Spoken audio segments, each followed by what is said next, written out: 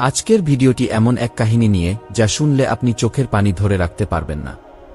এটি এমন একটি ঘটনা যা ইতিহাসের পাতায় চিরকাল জায়গা করে রেখেছে। চলুন জানি সেই ফাতেমা রাদিয়াল্লাহু তাআলা আনহার কষ্টের জীবনী। মক্কার এক অভিজাত পরিবারে জন্ম হলেও ফাতেমা রাদিয়াল্লাহু তাআলা আনহার জীবন কখনোই বিলাসিতায় মোড়ানো ছিল না। তার জন্ম হয় এমন এক সময় যখন তার বাবা মুহাম্মদ সাল্লাল্লাহু আলাইহি ওয়াসাল্লাম ধীরে ধীরে নবুয়তের পথে এগিয়ে যাচ্ছিলেন। সে সময় মক্কার সমাজ ছিল মূর্তিপূজার অন্ধকারে নিমজ্জিত। কন্যা শিশুদের জীবন্ত কবর দেওয়া হতো, নারীদের মানুষ বলে গণ্য করা হতো না। কিন্তু তিনি ভাগ্যবান ছিলেন, কারণ তিনি জন্মেছিলেন সেই পরিবারের কোল জুড়ে যারা নারীদের মর্যাদা দিতে জানতেন। তার মা ছিলেন খাদিজা রাদিয়াল্লাহু তাআলা আনহা, মক্কার সর্বশ্রেষ্ঠ নারী, ধনসম্পদের মালিক এবং সবচেয়ে মহান হৃদয়ের অধিকারী। আর তার বাবা ছিলেন এমন এক ব্যক্তি যার চরিত্রের প্রশংসা করত পুরো কুরাইশ। ছোট্ট ফাতেমা যখন হাঁটতে শিখলেন তখন থেকেই তিনি অন্য শিশুদের থেকে আলাদা ছিলেন। তার খেলাধুলা ছিল বাবার পাশে বসে তাকে দেখার মধ্যে।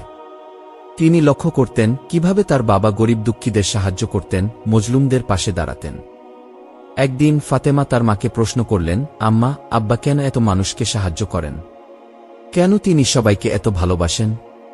খাদিজা রাদিয়াল্লাহু তাআলা আনহা হাসলেন, মেয়ের কপালে চুমু দিয়ে বললেন, কারণ তোমার বাবা আল্লাহর পক্ষ থেকে মানুষকে সত্যের পথে ডাকবেন। তিনি থাকবেন নির্যাতিতদের পক্ষে, অন্যায়ের বিরুদ্ধে। ফাতেমা বুঝতে পারলেন না, কিন্তু তার মায়ের কথাগুলো মনে গেঁথে রইল। ফাতিমার বয়স যখন 5 থেকে 6 বছর, তখনই তার জীবনে শুরু হয় এক কঠিন অধ্যায়। একদিন তিনি দেখলেন তার বাবা পাহাড়ের গুহায় দিনের পর দিন চলে যাচ্ছেন। ফিরে এলে তার চোখমুখ বদলে থাকে। একদিন তিনি ফিরে এসে খাদিজা রাদিয়াল্লাহু তাআলা আনহার দিকে তাকিয়ে বললেন, খাদিজা, আমি আল্লাহর নবী। এই কথা বলার পর থেকেই তাদের পুরো পরিবার যেন ঝড়ের মধ্যে পড়ে গেল। মুহাম্মদ সাল্লাল্লাহু আলাইহি ওয়াসাল্লাম যখন মানুষকে এক আল্লাহর ইবাদত করতে বললেন, তখন কুরাইশ নেতারা রেগে গেল। শুধু নবীজি নন, তার পরিবারও অত্যাচার থেকে রেহাই পেল না। ছোট্ট ফাতেমা এখন প্রায় দেখতেন কিভাবে তার বাবাকে কুরাইশরা তিরস্কার করত, রাস্তায় লাঞ্ছিত করত। একদিন কুরাইশরা রাসূল সাল্লাল্লাহু আলাইহি ওয়াসাল্লামের গায়ে ময়লা ছুঁড়ে মারল, তাকে গালাগালি করল। নবীজি সাল্লাল্লাহু আলাইহি ওয়াসাল্লাম যখন ক্লান্ত হয়ে বাড়ি ফিরলেন, তখন ছোট্ট ফাতেমা ছুটে এলেন। তিনি দেখলেন তার বাবার মুখে রক্ত, গায়ে ধুলো। কাঁদতে কাঁদতে তিনি বাবার মুখের ধুলো মুছে দিলেন। তারপর বললেন, আব্বা, তোমাকে এরা কষ্ট দেয় কেন? নবীজি মেয়ের মাথায় হাত বুলিয়ে শান্ত স্বরে বললেন, মা, এটা আল্লাহর রাস্তার কষ্ট। কিন্তু তুমি ভয় পেও না, একদিন আল্লাহ আমাদের জয় দেবেন। এই ঘটনা ছোট্ট ফাতিমার মনে গভীরভাবে দাগ কেটে দিল। তখন থেকেই তিনি বুঝতে পারেন তার জীবন কখনো সাধারণ হবে না। ফাতিমার বয়স তখন প্রায় 10 বছর। তিনি তখনও জানতেন না কি ভয়ঙ্কর একটি দিন আসতে চলেছে। সেদিন ছিল খুব সাধারণ একটি দিন, কিন্তু হঠাৎ করেই তাদের ঘর থেকে কান্নার শব্দ শোনা গেল। খাদিজা রাদিয়াল্লাহু তাআলা আনহা অসুস্থ হয়ে শুয়েছিলেন বিছানায়।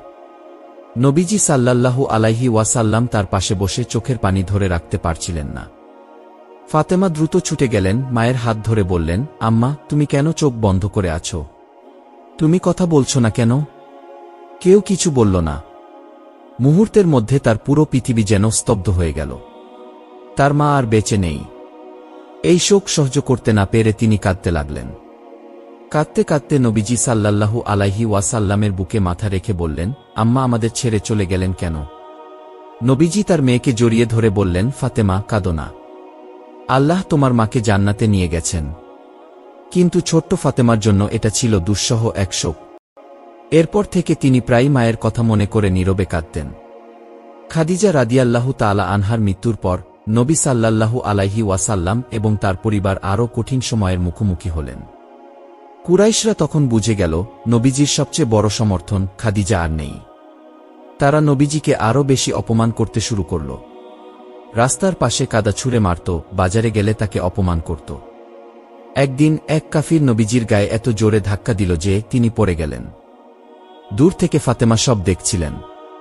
তিনি দৌড়ে এসে বাবাকে উঠালেন, চোখের পানি ফেলে বাবার গায়ের ধুলো ঝেড়ে দিলেন। এই ছোট্ট কন্যাই ছিলেন তার বাবার সবচেয়ে বড় সান্ত্বনা।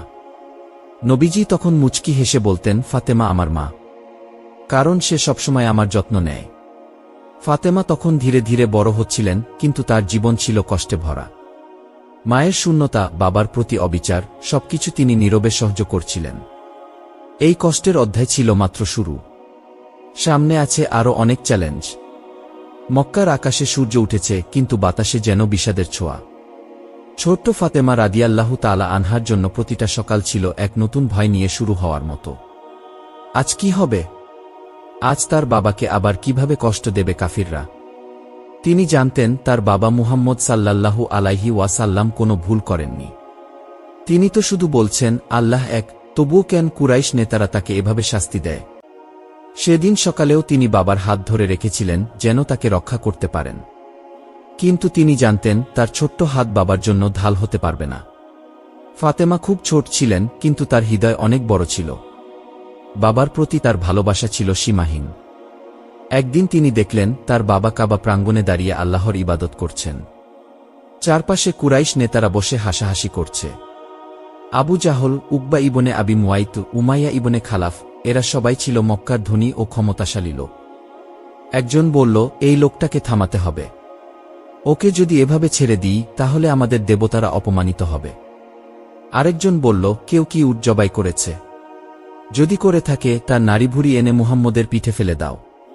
এক কৃতদাস দৌড়ে গেল এবং একটা বিশাল উটের পচা নাড়িভুড়ি এনে নবীজির পিঠের উপর ছুঁড়ে মারল যখন তিনি সিজদায় ছিলেন। ফাতেমা দূর থেকে এই দৃশ্য দেখছিলেন।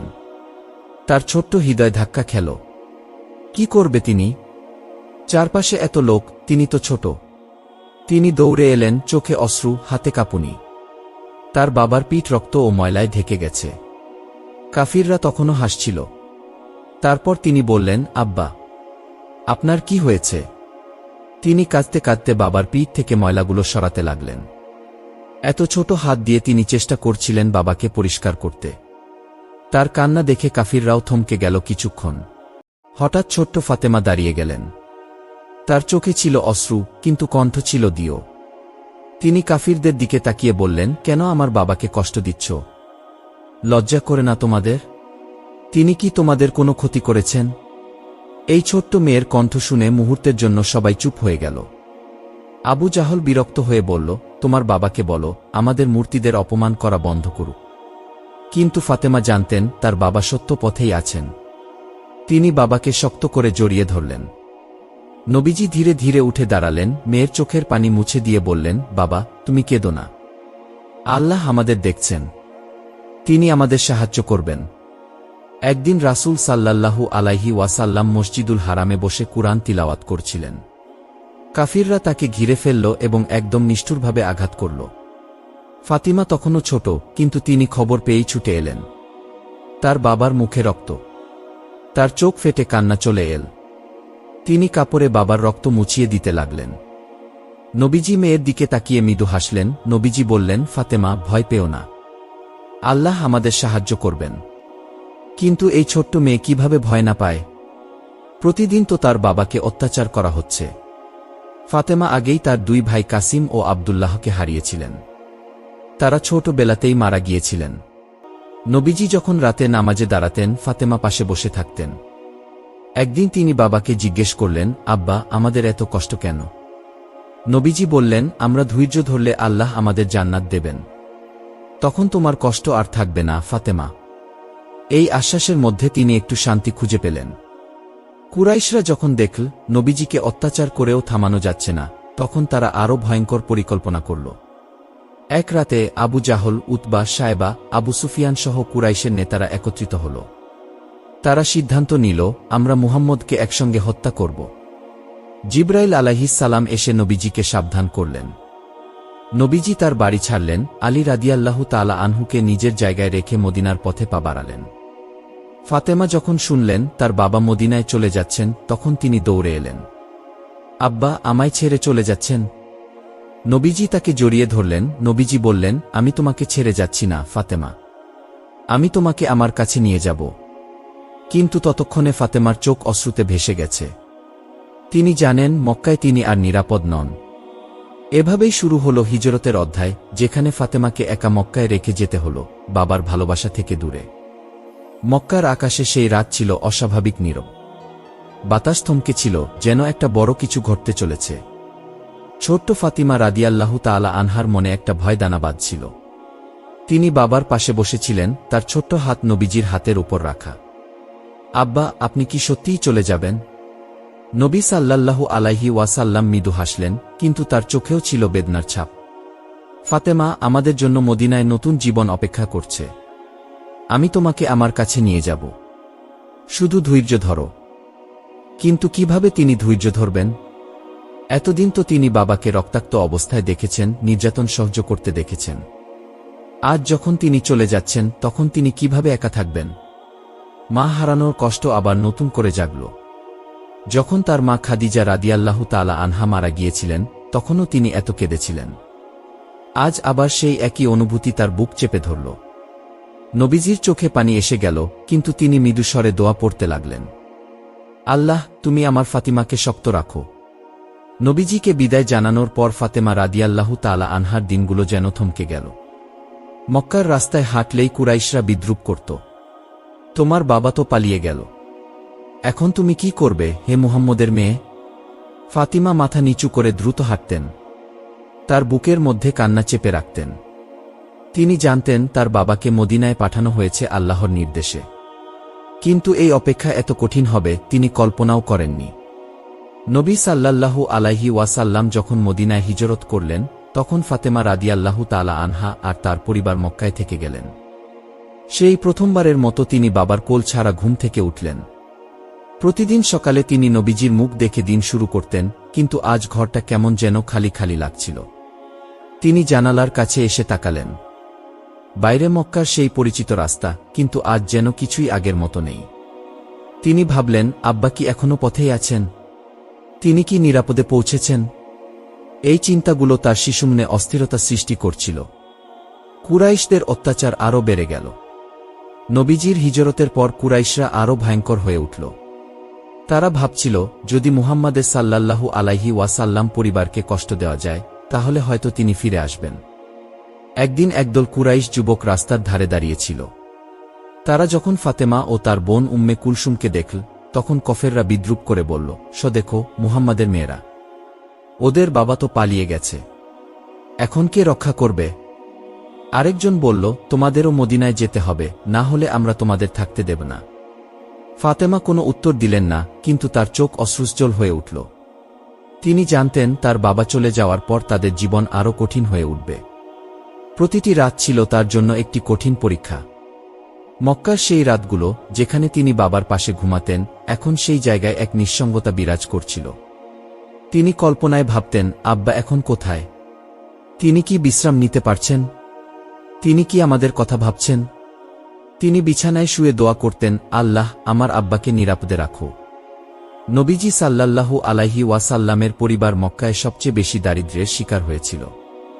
মক্কার কাফিররা তাদের বয়কট করেছিল, কেউ তাদের খাবার বিক্রি করত না, কেউ সাহায্য করত না। ফাতেমা ও তার পরিবার প্রায় না খেয়ে রাত কাটাতেন। কখনো হয়তো শুধু এক দুইটি খেজুর খেয়ে থাকতে হতো। একদিন বাড়ির কোনো খাবার ছিল না। উম্মে কুলসুম বললেন, আমাদের কি কিছু নেই? সাউদা রাদিয়াল্লাহু তাআলা আনহা একটি শুকনো রুটি বের করলেন। ফাতিমা সেটাকে ছোট ছোট টুকরো করে সবাইকে ভাগ করে দিলেন, কিন্তু নিজের জন্য কিছুই রাখলেন না। সাউদা বললেন, ফাতেমা, তুমি খাবে না? ফাতিমা মৃদু হেসে বললেন, আমি ঠিক আছি। আব্বা যখন মদিনায় আমাদের ডাকবেন, তখন নিশ্চয়ই ভালো খাবার পাব। নবীজির পরিবারকে চাপে ফেলতে কুরাইশরা আরও নিষ্ঠুর সিদ্ধান্ত নিল। এ ঘটনার বাকি অংশ পরবর্তী ভিডিওতে আসবে। ঘটনার বাকি অংশ দেখতে অবশ্যই চ্যানেলটি সাবস্ক্রাইব করুন এবং ভিডিওটি আপনার প্রিয়জনকে শেয়ার করুন, যেন তারাও এ কাহিনীটি জানতে পারে।